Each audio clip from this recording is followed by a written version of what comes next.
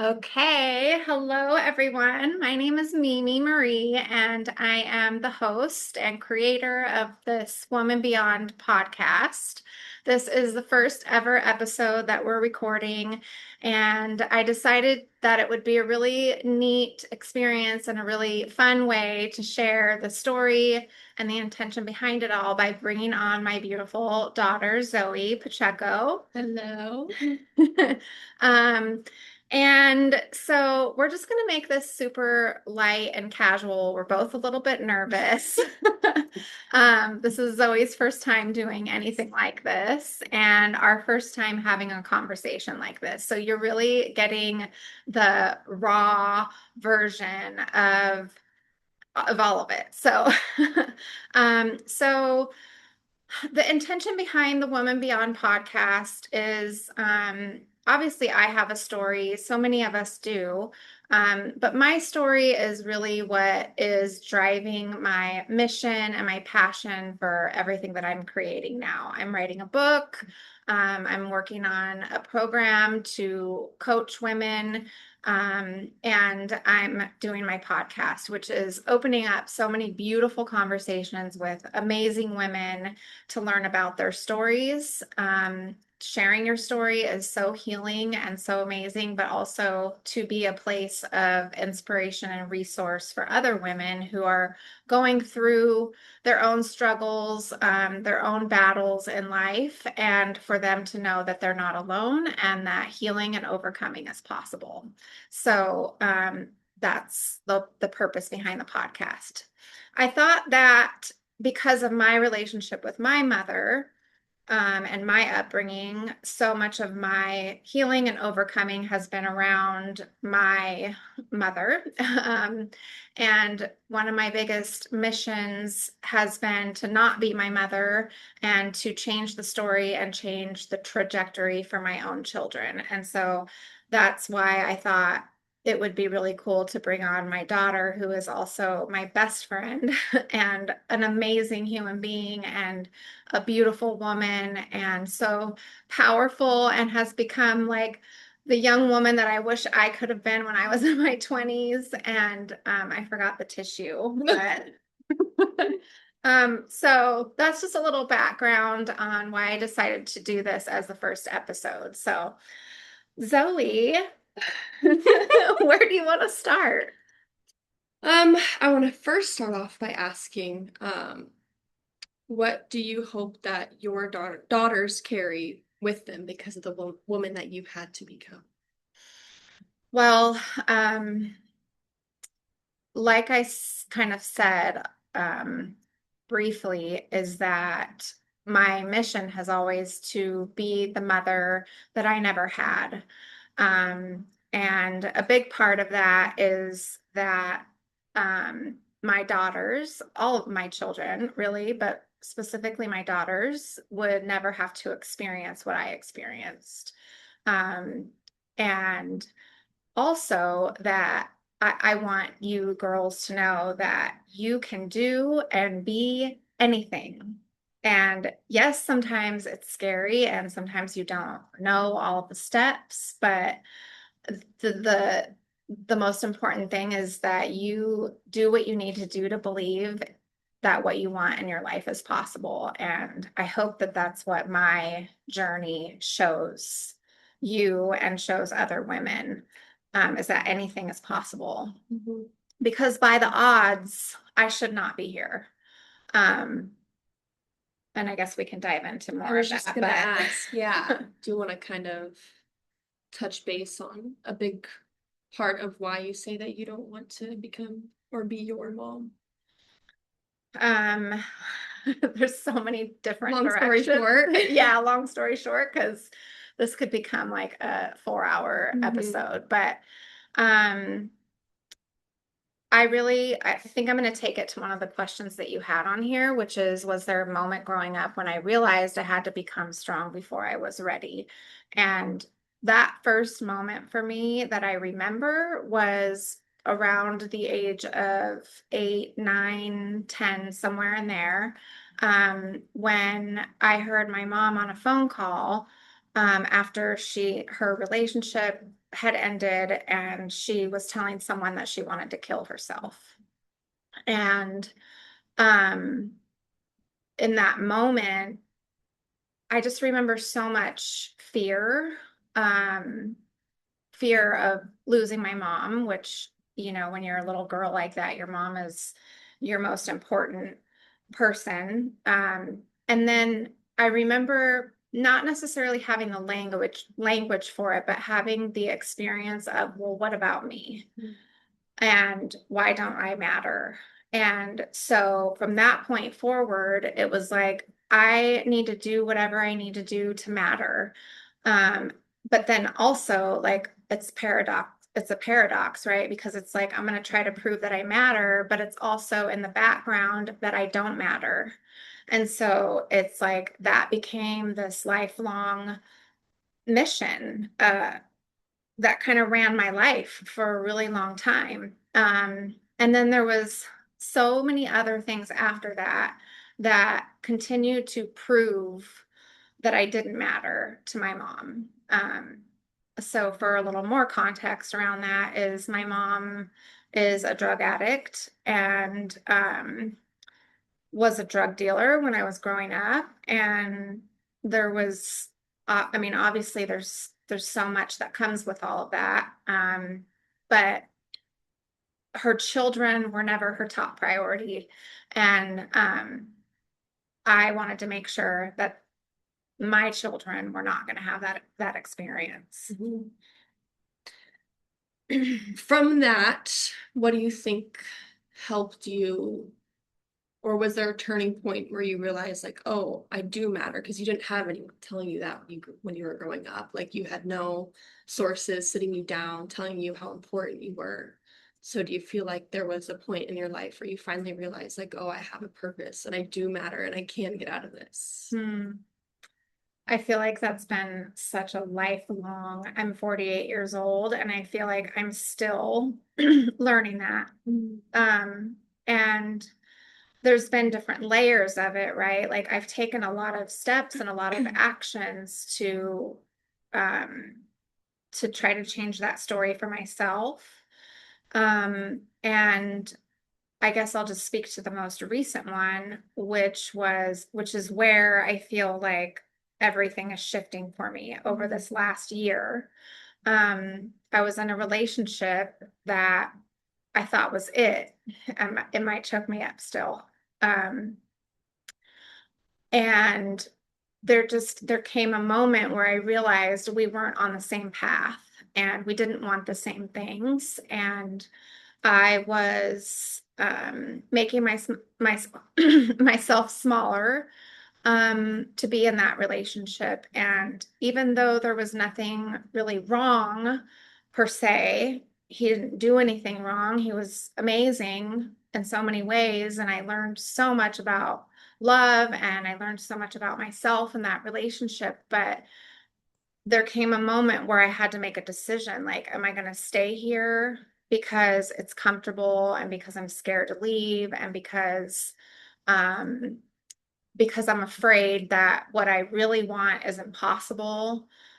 I had to really get with myself and say, no, like you are worth having someone who cherishes you and someone who worships the ground that you walk on and that supports you and cheers you on and everything that you do. And I still don't feel like I've had that. So that moment for me was like that I need to grow that and build that within myself before anyone else is ever going to be able to. Mhm. So that's where like I realized I had to build that within myself first, and that's what I'm doing now. And it's like how am I doing that? By unabashedly following what I know I'm here to do.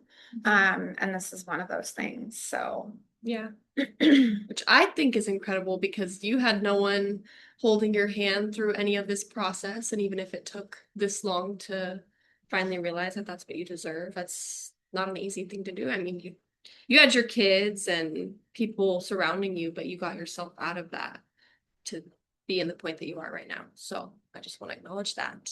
Thank you. I have to say I did not get myself out of that.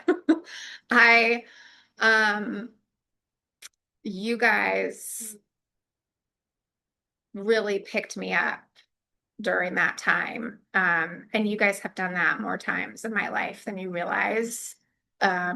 Because I remember Christmas Eve, the day that we went and got my cat. Oh, Um, I I just remember feeling so sad, and I felt like that for a long time. But it was like, I'm just going to keep leaning into my kids. And one of the things that this is one of the things that I have also taken from my experience with my mom, is that I'm just going to let my kids see all of it, like my messiness, my bottoms, how much I'm hurting, and because I want them to know that this is real life. Like, it's not easy. And, we have social media, right? Which your generation is growing up in front of a screen. right. And in front of that screen, you're seeing images of what looks like perfection and what looks like people having it all figured out. And I'm so glad that I've always had that belief that I remember after the divorce, like crying on the floor, crying on the couch, and you guys just being there with me and you guys crying too. And I feel like it gave you guys permission also to go through it and to actually heal and not have to pick yourself up and say, no, everything's fine. Yeah. Like, you have to go through it. You have to go through those moments of darkness, and you have to, and it also takes something to be able to lean on the people in your life, right? Because Sure. I feel like too, we don't want to burden people, and we want people to think we're okay. And especially as a woman and a mom, we want to have it all together and have it all figured out. And it's like, that's just not real. Yeah. So, I feel like I went on a little bit of a, I don't know what you asked. It's okay. Um, Kind of going into like being a mother, heal and your kids healing you. Did motherhood heal any part of your past, like your childhood? And, we know that we healed you now. What about, forgiving yourself or whatever that looked like? What parts did we heal from your childhood? I mean, you guys have saved my life. But if we were going to take it all the way back, um, when I was a teenager, I believe I was 14, 16 when my siblings were born. And I just knew the environment that they were coming into. And at some point, I knew that I was going to have to do something um, to save them. I didn't know what it was going to look like. And there was many times throughout those years that I tried, and that can be a story for another day. But I knew, like I knew I had to be home, because so much of me, I was going through abuse, and there was so much of me that wanted to be out of there. Like, I wanted to get out. I wanted to get away from my mom. I wanted to get away from that environment. But my siblings were there, my baby siblings, and I had to be there for them. Like, there was just some maternal instinct or something in me that had to be there for them. So, um, I feel like that was the beginning of knowing that my mission was going to be for my children. Um, and that really, not to say that it wasn't messy, but it drove a lot of the decisions I made and how I lived my life moving forward, all the way through, taking custody of them and taking care of them when my mom went to jail, and ultimately ending up raising them. Um, so you guys have always given me a reason not to follow the same path that my mom did, because yeah, I experimented. I tried different things. My mom actually introduced me to drugs. And I could have very easily gone down that path. Became that, yeah. Yeah. And not to say that I didn't have my struggles with it, Obviously, I'm 5 years sober now, so I definitely had my struggles with alcohol. Mhm. But there's always been something bigger, and you guys have been at the source of that the whole entire time. So you guys have saved my life. Um, can I ask you a question about your sobriety? Mhm. Um, I know that trial and error, and it was years in the making of you wanting to be sober, but the most recent time of, you getting to this 5 year point, what was the thing that was just like, this is absolutely it for me? Like, I am done. I can't keep living like this. Because you made those decisions before, and what was it this time? That's such a good question. I didn't ponder that before this. I feel like it just comes back to knowing that I had this bigger mission, purpose, passion in life to help other women, and knowing that I could not become that without removing alcohol from my Mhm. life. Alcohol kept me on this roller coaster of ups and downs, and in this cycle of shame and like being lost and confused and not worthy and down on myself. And I could never fully get out of that when I was drinking, even if I was drinking only on the weekends or only every once. Well, it was usually it was usually every weekend, if not more. Um, but I had gone off and on so many times this time around that I realized that I was never gonna have it under control. Mhm. Um, and that the impact that it had on my life and who I really wanted to become in this life was just not, it was, alcohol could not be present for it. Yeah. And then it's been, I don't know, like it's just, I feel like the more you go on your healing path and the more you keep picking yourself up and keep trying and keep finding things that work for you along the way, something eventually is going to shift Mhm. to make you really know with all of your being that this is what's right for you. And it's so cool because this month was my 5 year, and today we're getting together for a women's brunch, which is just going to be really special. But yeah, I feel like that I can't be who I want to be with alcohol in my life. And there's just no question about that for me anymore. Mhm. Um, Beautiful, first of all. This doesn't really go hand in hand with that, but one of the big questions that I wanted to know is, did you ever have to forgive someone who never apologized? And what does forgiveness look like to you? And maybe you haven't and you're still in the process of that, but what does that look like for you? Hmm. Well, I mean, that one main person is my mom.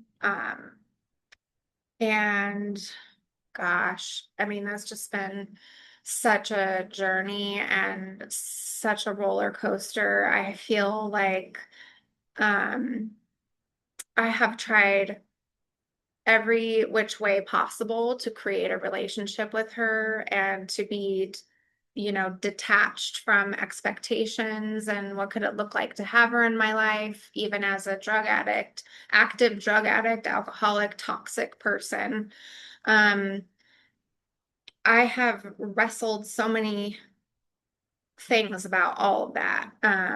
And I ultimately had to come to a place where, um, kind of like with alcohol, it's like it's a toxic relationship. And, she would send me these messages that were just mean and blaming me even after all these years. I think maybe twice she has ever said thank you for raising my children, or you've done a really great job with them.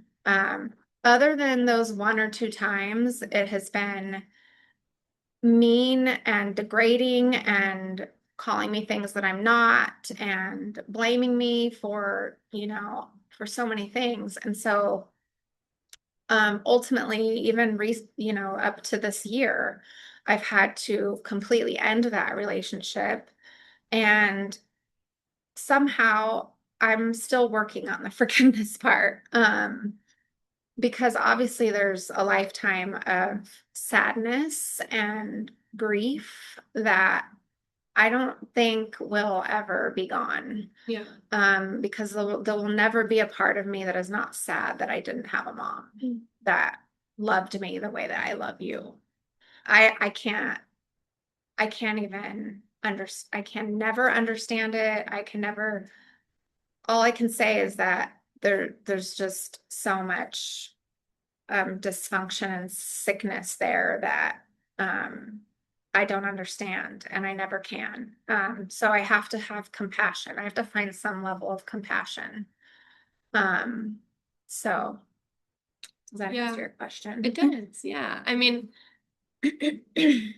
I don't know the true definition of forgiveness, but that might not ever happen. But just like coming to the realization that you can not forgive her, but just be okay with what happened because of the person that you are to us. Like, I'm so fortunate to also not understand that at all.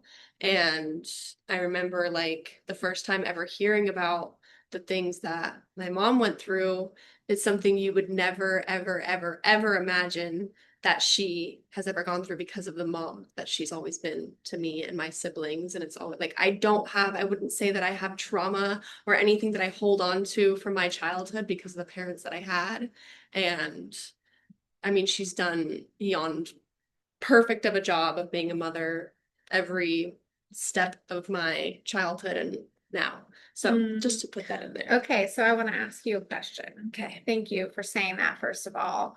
That's like everything to me. Mhm. Um, so you said you remember the first time hearing. What do you remember about that? Like how old were you? And I, yeah, sorry. Repeat no, your it's question. okay.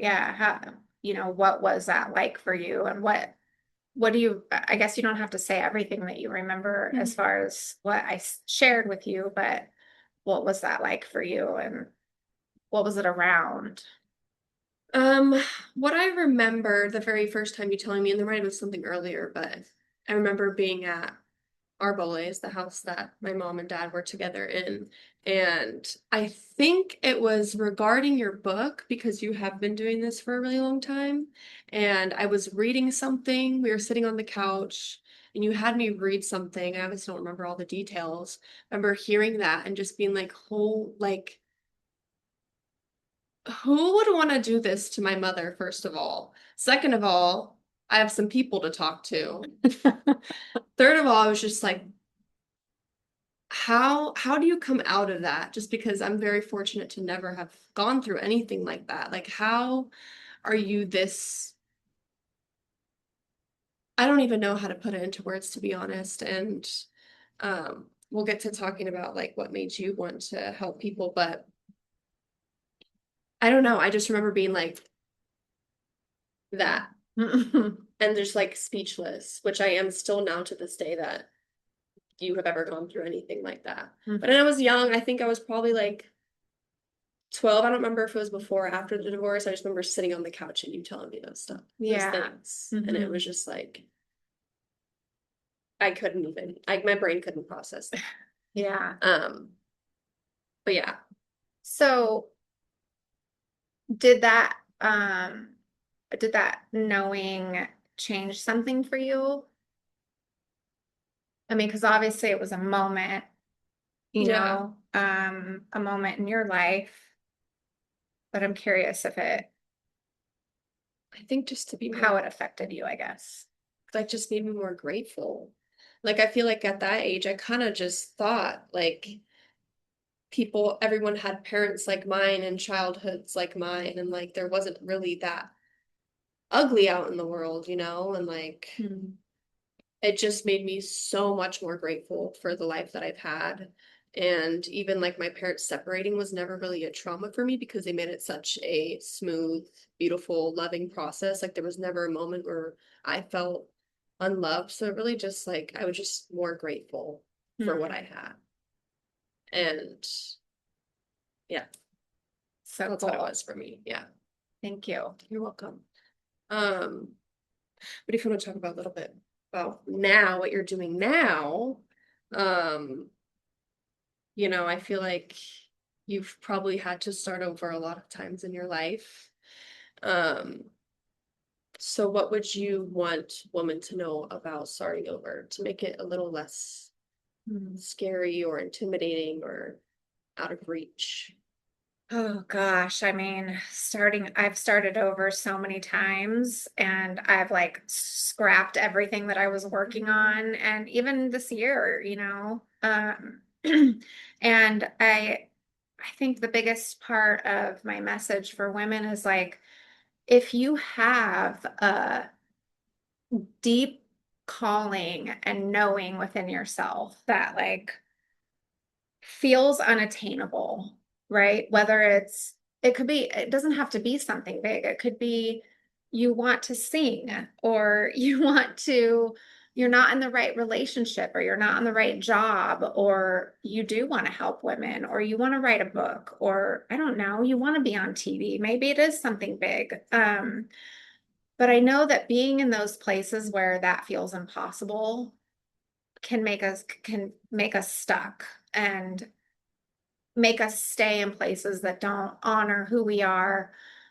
We stay longer than we should or longer than we want to. And maybe it's not a should because everything happens the way that it's supposed to. But I would say, I already forgot the question you asked me, but I would say take the little steps when where you want to go feels like so far away.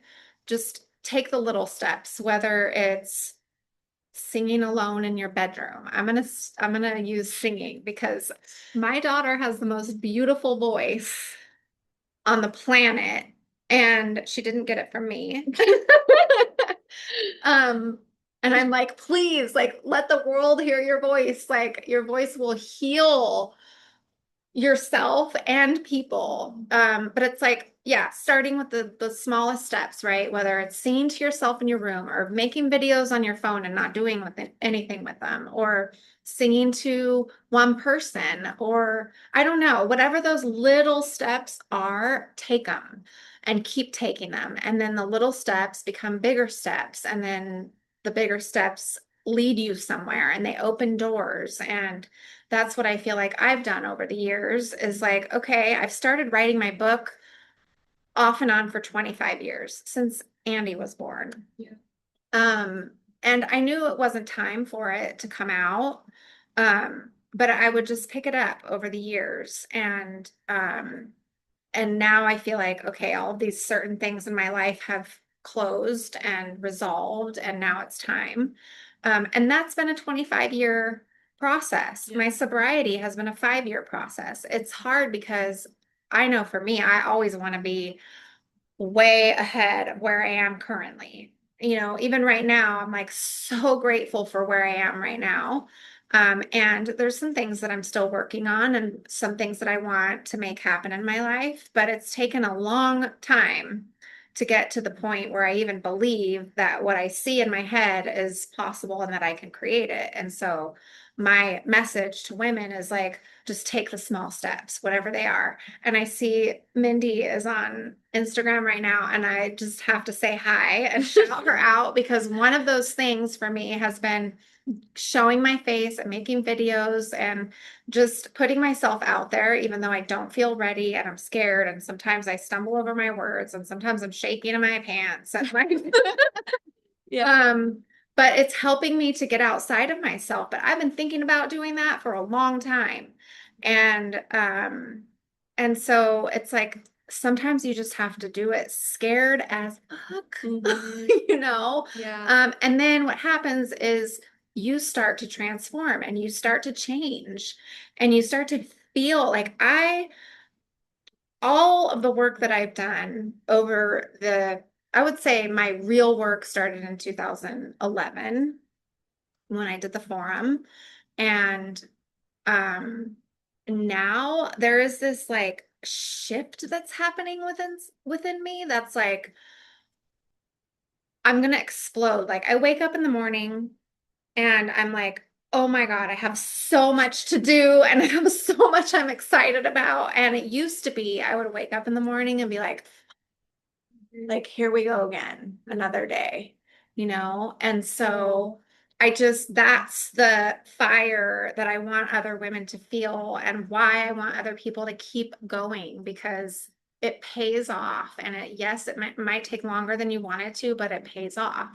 Yeah. It's almost like you gave yourself no other choice but to live the life and do the things that you've wanted, which I think it has to get to that point. You know, it's like I have no other choice but to do this. Mhm. Because imagine later on in life when you're reaching the end and that's all you have in your mind is regrets. It's like just imagine what it's like when you finally do everything that you wanted to do. And patience is important as well. Mhm. Like all those crazy successful people in this world, it wasn't the first time, it wasn't the second, it wasn't the 30th. Like it's going to take time. Just like just keeping that image in your head that like the beautiful life that you're going to create for yourself and that you don't want to live with any regrets. So that's like that's what you've made it. Like there's no other choice. I have to. Yeah, I literally have to, but there's some I feel like you have this too of like I actually think about when I get to the end and I'm like, okay, and that's coming fast. Like I'm realizing that the older I get, but I feel like you have a bit of that knowing already that Yeah. you don't want to get to the end and be Mm-mm. like, damn, like I should have done that. I always think about that. Um, I have that strong and and I think that's also come from me getting older too, is being like, holy shit, like I'm halfway through my life. Like, what am I doing? I gotta go. You gotta go. Yeah, no, seriously. So yeah. Okay, what was the thing that I was gonna ask you? Um, okay, yeah, this is good, and then we'll start to wrap it up. Where are we with time? 9.2. Okay. Oh, we're good. Okay. Um,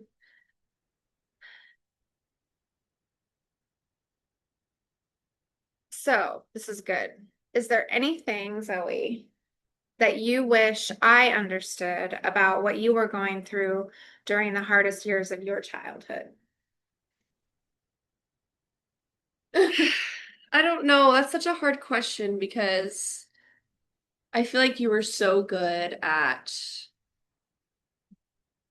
understanding and like although your childhood was much different than mine, like I just my problems and the things that I was going through did feel validated by you. Like I just feel like you were I could just go to like it didn't matter what it was. Um I don't know, I had it really easy. I think the only other thing that was like, well, I think you understand that now. I think one of the biggest things for me was part of your sobriety was like, I think during the divorce and even before that, I saw a lot of my mom intoxicated and I hated that. I Hmm. don't know what it was. I didn't it didn't bother me when my dad did it, but something about seeing my mom do it broke my heart. Like I hated seeing her in that form. And although she wasn't aggressive, like still very loving, but it was just like it's almost like I knew that there was more for her than that. And that's the only like I guess you could say hard part was just having to be like, okay, my mom, like I'm probably gonna wake up in the morning and she's gonna be hungover, or like I have to go to bed really late because my parents are partying or whatever it is. But and it took her a couple times to actually get to that point of sobriety. And now it's like that doesn't even matter because now you're here. I don't know. I just feel like you understood everything at all times, whether it was big or small. Even though you could have been like, well, you could have had my childhood, like you could have been where I was, Hmm. but you never once did that. So I think that I always like I never felt misunderstood. Of course, when I was a teenager, I'm like, oh my God, she took my phone away, or she's not letting me talk to these boys, whatever. But when it was important things, like it was just right away understood, and like I could Mhm. just talk to you. So, and I'm not just saying that because I'm in front of a camera, like that's true, that's real. So, Hmm. That's so crazy because my experience of raising my children was, yes, the most wonderful, beautiful, joyful, amazing experience and decision of my life. And I would do it a million times over for you guys. But on the other side of that is like how crazy those years were and how often I felt like I was messing up. Like, yeah, that's crazy. and you guys don't have that experience No. at all. No, when I think about my childhood, because I have four siblings, I think about us going to the beach, bringing the big Suburban and the big wagon, like all just hanging out together. I always tell people how fun it is to have a big family, and like there's just always been so much love, whether my parents were together or not, that it's just like it's just crazy to me that you ever had those thoughts. Like I wish I could have gotten in your head before you did and been like, no, mom, like I'm happy. Like I had, yeah, like everything's great. Yeah. So, I mean, mostly what goes on up here is never accurate yeah, anyway. That's why one of my prayers when I wake up in the morning is God, please get in my head before I do because yeah. I need that. Hmm. But I did want to touch on one thing that you said about the intoxication Hmm. piece and like recovery as part of my journey and part of my story from alcohol, particularly. And, we partied. Like, yeah, we may have done an amazing job at raising our kids and we provided for them and they had everything they needed. And, Hmm. but we partied. And I also realized that there's five kids, so there's five different experiences, right? So it might be cool at one point to have each of you on. Sure. I don't know if all of them would be open to it, but the point that I wanted to say about that was that it was you and my knowing that you knew that I was intoxicated or that I was Hmm. hungover or that I was doing something that I didn't want to do anymore. That was one of the things that made me decide to quit drinking and decided to start that journey for myself. And Hmm. it was the look. There's like, we're very connected. So there was a look.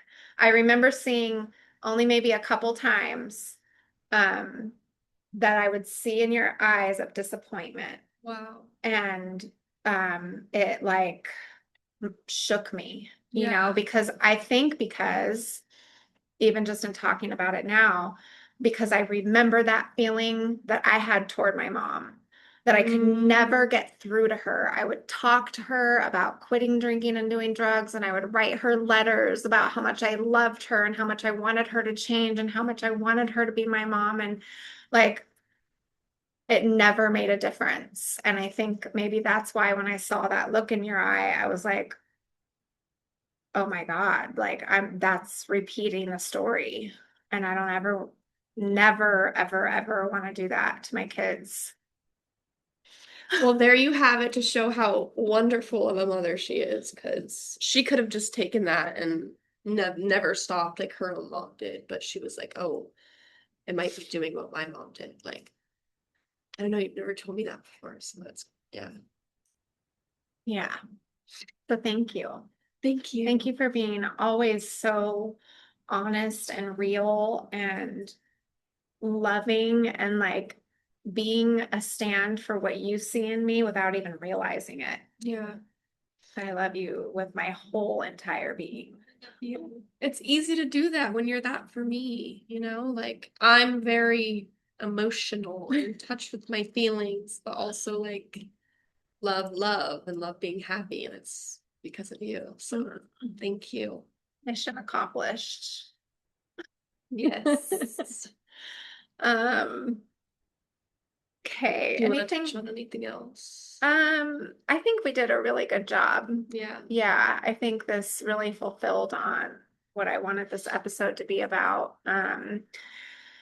And, we really focused on the mother-daughter piece here, which has just been, one of the biggest things in my life that I've had to heal from. And one of my biggest missions has been to write a different story for my kids. And this is part of it. It's like, I'm doing that. We're doing that.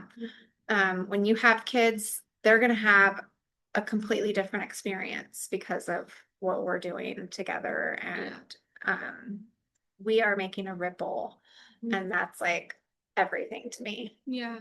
So, and then again, just to point at the whole purpose of this podcast is to be really real and to share. I mean, the stories that I'm hearing just in the calls that I've been having with women that are going to be on the podcast, it's like we are so resilient as women, like, and if there's women out there that are feeling lost, stuck, alone, like it's never going to end, I want this podcast to be a resource for them to know that there's hope and that anything that they want for themselves in their life is possible.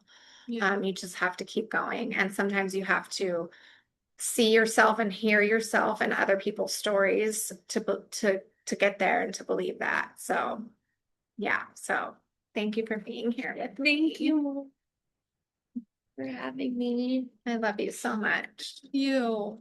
And thank you all for listening. And yeah, just stay tuned because there is so much more to come. So many incredible women lined up, and make sure that you're following um, the womanbeyond.co on Instagram, Spotify, YouTube, and eventually Apple Podcasts. So, yeah.